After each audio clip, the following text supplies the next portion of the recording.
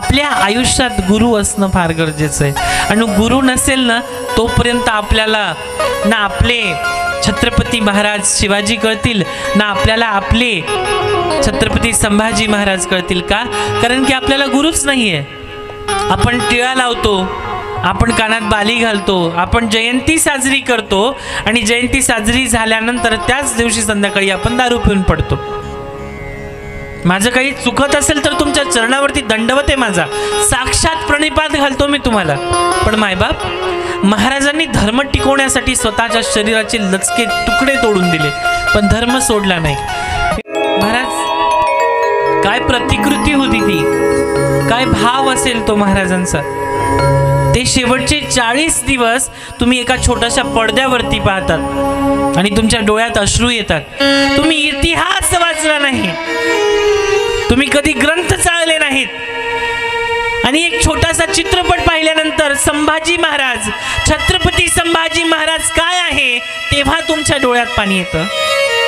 1689 साली छत्रपती संभाजी महाराजांनी गद्दारीने पकडून औरंगजेबासमोर जेव्हा उभं केलं, स्वराज्याचा राजा पेड्यात ठोकलेल्या अवस्थेत होता, पण डोळ्यात भीती नव्हती। का?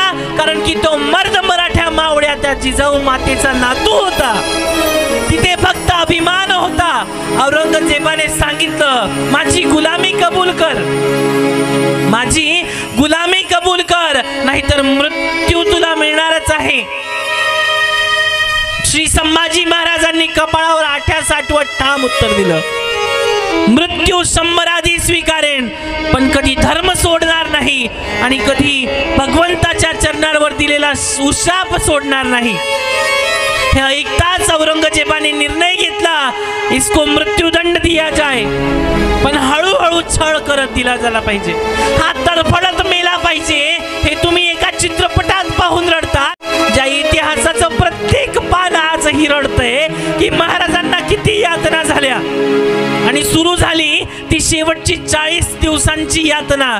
पहिल्या दिवशी शंभूराजांची जीभ कापल्या गेली। मायबाप तुम्हाला छोटासा जीभ दाताखाली येते तर तुम्हाला आई आणि बाप आठवतो। या जगाच्या बापाच्या मालकाला आज तुम्ही देवळात पाहताय ना, तर ते फक्त आणि फक्त त्या संभाजी राजामुळे आणि फक्त आणि फक्त त्या छत्रपती शिवाजी महाराजांमुळे त्या राजांची जीभ कापल्या गेली। पहिल्या दिवशी रक्ताच्या धारेने माती लाल झाली, ही धरणीने जणू आपल्या अंगावरती कुंकू ओढवलं होतं। दुसऱ्या दिवशी डोळ्यामध्ये गरम सळ्या टाकल्या आल्या, पण महाराज शांत होते। मुखात एकच शब्द होता, हर हर महादेव, हर हर महादेव, फक्त हर हर महादेव। तिसऱ्या दिवशी हात पाय छाटले, वेदना सहन होत नव्हत्या, पण कधी कुणासमोर झुकले नाहीत महाराज। शरीर तुटलं पण आत्मा तुटलेला नव्हता। चौथ्या दिवशी अंगावरती खिळे ठोकले, मांस ओरबळलं, रक्ताच्या प्रत्येक थेंबातून फक्त आवाज येत होता, स्वराज्य हे मुक्त व्हावं हीच श्रींची इच्छा आहे। शिवराय हर हर महादेव, स्वराज्य शिवराय आणि हर हर महादेव, हाच शब्द आणि ह्याच वेदना त्या हृदयातून निघत होत्या। छळाचे 40 दिवसांनी नरकही लाजेल अशा यातना भगवान श्री संभाजी महाराजांना दिल्या, त्या तुटत नव्हते। संभाजीराजे तरीही तुटले नाही महाराज, झुकत नव्हते, त्यांच्या डोळ्यात अजूनही स्वाभिमान होता। आणि अखेर 40 दिवसांनी त्या निर्गुण छळानंतरही छत्रपती संभाजी महाराज जिवंत होते, पण तरी सुद्धा कुणासमोर झुकले नाही, कुणाची गुलामी स्वीकार केली नाही। पण ते ओळखूही येत नव्हते। शरीर तुकड्या तुकड्यांमध्ये कापल्या गेलं, रक्त सुकून काळं पडलेलं होतं, मांस गळून हाडं दिसणारी ती आकृती, पण डोळ्यामध्ये अजूनही अभिमान होता। शेवटी महाराजांचा गळा छाटण्यात आला, अंगाचे तुकडे तुकडे करून त्या भीमा नदीच्या पात्रात फेकण्यात आली। ती भीमा आजही रडत असेल। तुम्ही फक्त आज रडतात की महाराजांवरती अत्याचार झाले, तुम्ही जयंती साजरी करतात आणि संध्याकाळी मद्यपान करतात, व्यसन करतात। कसलेले तुम्ही महाराजांचे मावळे? तुम्हाला महाराजांनी एवढंच शिकवलंय का? अनेक महाराज लोक येतील, या व्यासपीठावरती बसतील, महाराजांविषयी बोलतील, पण तुम्ही किती आत्मसात केलं, तुम्ही किती महाराजांनी या संपूर्ण सृष्टीवरती भारत देशामध्ये असा एकही गड किल्ला महाराजांनी स्वतःसाठी बांधला नाही, रयतेसाठी, जनतेसाठी बांधला. कधी तुम्हाला समजेल की महाराज काय होते, महाराज कोण आहे. रक्ताचा एक एक थेंब या स्वराज्यासाठी दिला, या रयतेसाठी दिला, या जनतेसाठी दिला. त्या भीमा नदीच्या पात्रात ती महाराजांच्या शरीराची ती श्रीअंग फेकण्यात आली महाराज. पण त्या तुकड्यांमधून आजही कदाचित आवाज येत असेल, त्या समाधीमधून आजही कदाचित आवाज येत असेल. महाराष्ट्र गर्जला, राजे तुम्ही जिंकलात, राजे तुम्ही जिंकलात. आजही त्या रक्ताने माती सुगंधित आहे आणि आजही त्या वेदनेनी महाराष्ट्राचं मन गहिवरतं. आणि आजही तेच शब्द काळजात घुमतात. देश धर्म पर मिटने वाले शेर शिवा का छावा था, महापराक्रमी परम प्रतापी केवल एक ही शंभू राजा था, केवल एक ही शंभू राजा था. आणि त्यांना जमवण्यासाठी, त्यांना समजण्यासाठी आपण किती एकत्रित येतो हे फार महत्वाचं आहे महाराज. आपण धर्म वाटून घेतले मायबाप, तरुण बांधवांना आपण फक्त धर्म वाटले. छत्रपती शिवरायांच्या त्या छत्रपती शिवाजी महाराजांचा वकील हैदर खान, किती त्यांचे 12 बलुतेदारांमध्ये कितीतरी मुस्लिम मावळे होते.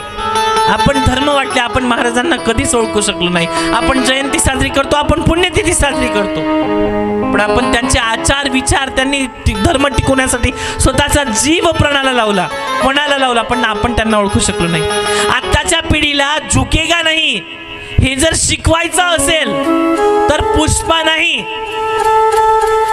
काय पुष्पा दाखवायची गरज नाहीये, त्यांना छावा कोण आहे हे दाखवण्याची गरज आहे.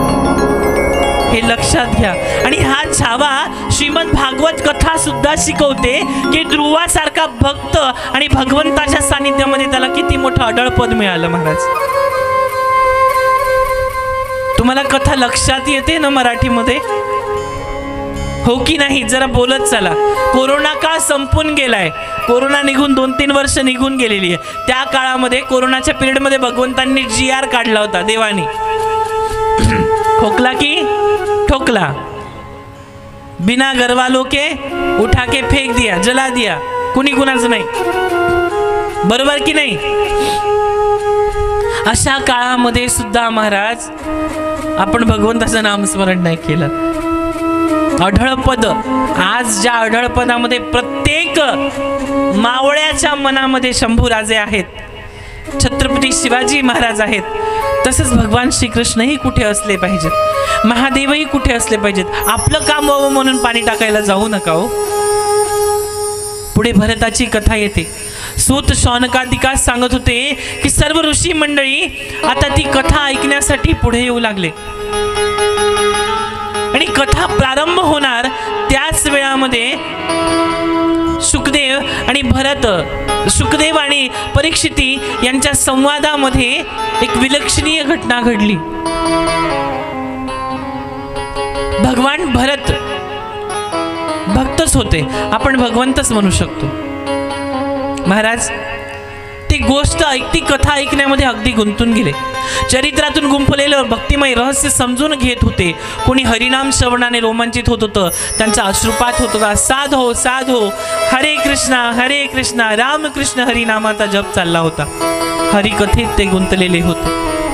महाराज शुक परीक्षितीला म्हणाले, राजा ऋषभदेवांचा ज्येष्ठ मुलगा भरत हा राज्यावर आला. त्याने विश्वरूपाची कन्या पांचजनी हिच्याशी विवाह केला. त्याला सुमंत, राष्ट्रभृत, सुदर्शन, आवरण व धूम्रकेतू असे 5 पुत्र झाले. भरताने प्रजेचं पुत्रवत प्राणपालन केलं होतं. तो अनेक यज्ञ करत होता आणि यज्ञांचं पुण्य वसुदेवाला अर्पण करत होता. त्याने सर्व कर्म केलं, भगवंताला अर्पण केलं. त्यांची वसुदेवावरती अत्यंत भक्ती जडली. आपल्या पुत्रांमध्ये सत्ता संपत्तीची वाटणी केली. आपल्याला एक नाहीये तरी वाटणी संपत्ती येऊ दे, जमवू दे, अजून करू दे. एक आहे अजून बनवायचं आहे. 1 एकर घेतलंय, अजून 2 एकर पाहिजे. अरे 1 पण नाहीये ना तुला, कुणासाठी जमवतोय? तू मेल्यानंतर जे तुझे आजूबाजूचे आहेत ना तेच त्याच्यावरती ताजे होतील. बरोबर आहे की नाही? खरं आहे ना? बोलत चला. 2-4 किलोचं आहे ना मस्तक? आहे की नाही? डोकं आहे ना? डोक्यात मेंदू आहे? नाही.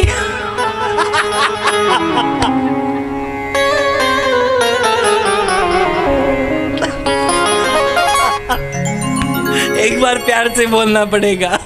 राधे राधे. राधे राधे. पूर्व आपल्याला दोघांनाच डोकं नाही, बाकी सगळ्यांना नाही, म्हणून ते आपल्याला ऐकतात. बरोबर ना बाई? हो की नाही? हां.